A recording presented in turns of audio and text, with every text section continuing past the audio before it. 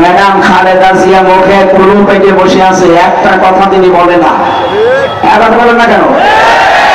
আর আপনি সেই আগস্টের 5 তারিখের পর থেকে আরম্ভ করেছেন আবার সেই ভাঙ্গা বাক্স বাজানো, যে জামাত ইসলাম 71 সালের কাদা এখনো মুছতে পারে নাই। আপনার সর্বোচ্চ নেত্রী খালেদা জিয়া কি বলেছে দেখেননি? যে জামাত নেতৃবৃন্দকে হিংসার বশবর্তী হয়ে রাজনৈতিক প্রতিহিংসার কারণে তাদেরকে এভাবে একটার পর একটা ফাঁসি দিয়েছে। আপনি কি ম্যাডাম খালেদা জিয়া চাইতেও বড় বিএনপি করেন? সুতরাং এই কথাগুলো আমি আশা করবো যারা এই ছোটখাটো পদে আছেন, উপরে যারা আছে তাদেরকে ফলো করবেন। ম্যাডাম খালেদা জিয়া মুখে কুলু পেটে বসে আছে, তারেক জিয়া একটা কথা বলে না। আর কোন কাছে উটকা ফুটকা উল্টা পাল্টা লোকগুলো এসে দলের একটা বদনাম করে মানুষের সামনে, বিশেষ করে ইসলামপন্থী যত দল আছে তাদের বিরুদ্ধে আপনি নিজেকে দাঁড় করিয়ে দিয়েছেন এই দলটাকে। এটা আপনার কিন্তু ঠিক হচ্ছে না। পরবর্তীতে যত করবেন চালাকি, পরে বুঝবেন চালাকি। এরা এমন জ্বালা বুঝেছে ফ্যাসিস্টরা, আপনারাও শেষে জ্বালা বুঝে আর শেষ করতে পারবেন না। আমরা চাই আপনারা মাসলুম ছিলেন, 14 দল বাদ দিয়ে আমরা সবাই মাসলুম, আমরা সবাই মিলে দেশটাকে আবার সাজাতে চাই ইনশাআল্লাহ। আল্লাহ যেন এটা সারা দুনিয়ায় ছড়িয়ে, যারা এখনো হলো খবর চিন্তা নিয়ে আছেন তাদেরকে যেন বুঝদান করেন, বলেন আমিন। কথা বলার শুরুতে মাসলুম একজন মানুষের পক্ষে আমি কথা বলছি। জিন্দা শহীদ যাকে বলা হয়, জনাব এটিএম আজহারুল ইসলাম, কালকে তার রায় আছে। আমরা চাই ফ্যাসিস্টের যত মামলা ছিল সব মামলা থেকে কিন্তু অনেকেই অব্যাহতি পাচ্ছে, বিশেষ করে লুৎফুজ্জামান বাবু, তিনিও ফাঁসির মামলার আসামি ছিলেন। এখন বলবো না কেন?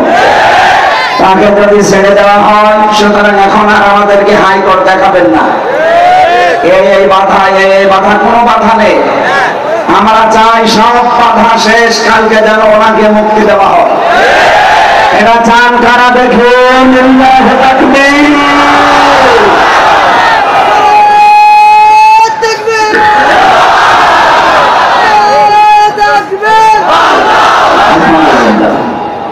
আমরা জানি হুদায়বিয়ার সন্ধি হয়েছিল, বিশ্বনবী 1399 জন নিয়ে শপথ বাক্য পাঠ করিয়েছিলেন একজন নিরপরাধ মানুষের হত্যার বদলা নিতে।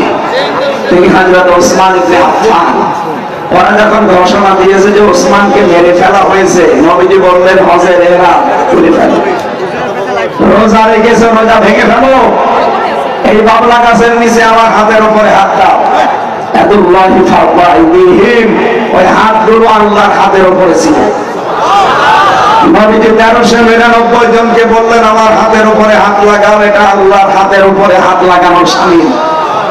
আমি 2টা ফরজ বিধান এখন অলরেডি লঙ্ঘন করে ফেলেছি, একটা রোজা আর একটা হজ। কেন? একটা নিরপরাধ মানুষকে ওরা মেরে ফেলেছে। এই হত্যার প্রতিশোধ না নিয়ে আমরা কেউ মদিনায় ফেরত যাব না। নবীজি একা যেতে পারতেন প্রতিশোধ নিতে না, 1399 জনকে তিনি বায়াত গ্রহণ করালেন, শপথ বাক্য পাঠ করালেন এবং নিজে সর্বশেষ নিজের এই বাম হাতটা উপরে তুলে দিলেন। সাহাবীরা বলেন হুজুর এইটা কি? নবীজি বলেন এই মাত্র কোরআনের আয়াত নাযিল হয়েছে, লাকাদ রাদিয়াল্লাহু আনিল মুমিনিন ইয ইউবাইউনাকা তাহতা শাজারাতি। আল্লাহ অবশ্যই খুশি হয়ে গেছে, খুশি হবে না। রাদিয়া এটা মাঝি, এটা পাস্ট, এটা অতীতের সিগা। আল্লাহ বলেন আমি রাজি হয়ে গেছি অলরেডি। কাদের উপরে?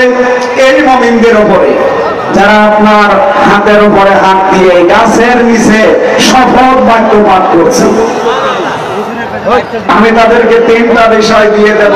1 নম্বরে ফামালিমা মাফি কুলুবিহিম, তারা যে শপথ নিচ্ছে এটা লোক দেখানো না, এটা মানুষ দেখানোর জন্য না, এটা মন থেকে। এই জন্য আমি আল্লাহ ফানসালা সাকিনাতা আলাইহিম, তাদের উপরে আমার সাকিনা আমি আল্লাহ অবতীর্ণ করলাম। এবং তাদেরকে একটা সুপ্রসন্ন নিকটবর্তী বিজয়ের সুসংবাদ দিয়ে দিলাম। সুতরাং হযরত ওসমানের পক্ষে শপথ বাক্য পাঠ করিয়ে যদি নবীজি 1399 জনের উপরে আল্লাহ রাজি হয়ে গেছে ঘোষণা শুনতে পান, আগামীকাল যার রায় আছে তিনিও নিরপরাধ।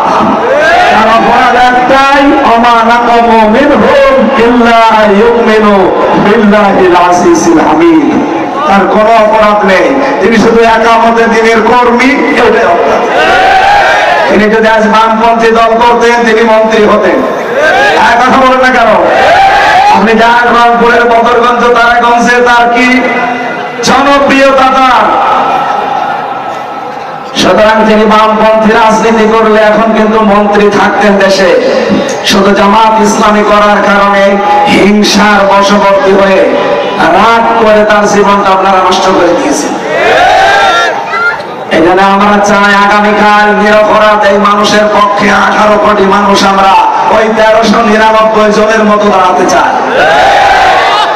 ওনাদের উপরে যদি আল্লাহ রাজি থাকে একটা নিরপরাধ মানুষের পক্ষে দাঁড়ানোর কারণে, এটি মাযহাবুল ইসলামের পক্ষে আগামীকাল সারা দেশে যে বিক্ষোভ, যে যেখান থেকে পারেন যদি নেমে যান, আল্লাহর কসম আল্লাহ রাজি হয়ে যাবে। আপনারা রাজি হয়ে নামতে চান? এটা রেকর্ড হচ্ছে, সারা দেশে চালাচ্ছে। আমরা চাই কালকে সারা দেশ থেকে 18 কোটি মানুষ যেন জেলা থানা সব জায়গায় এটিএম আসারুলের মুক্তি চায়। যারা যারা চান এখানে হাত তোলেন, মুক্তি মুক্তি মুক্তি চাই।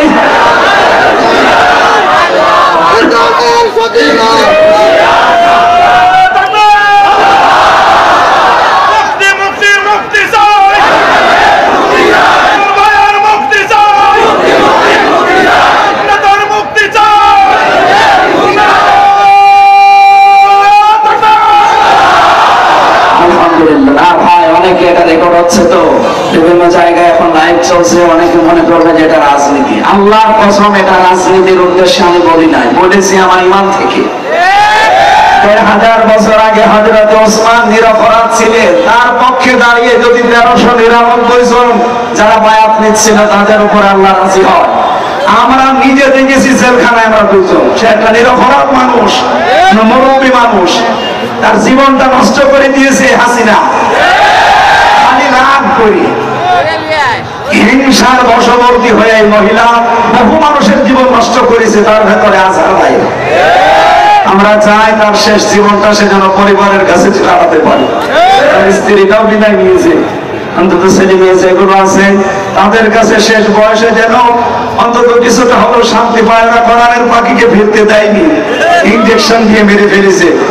অন্তত এই লোকটা এখন আছে, সবাইকে যখন ছেড়ে দিচ্ছে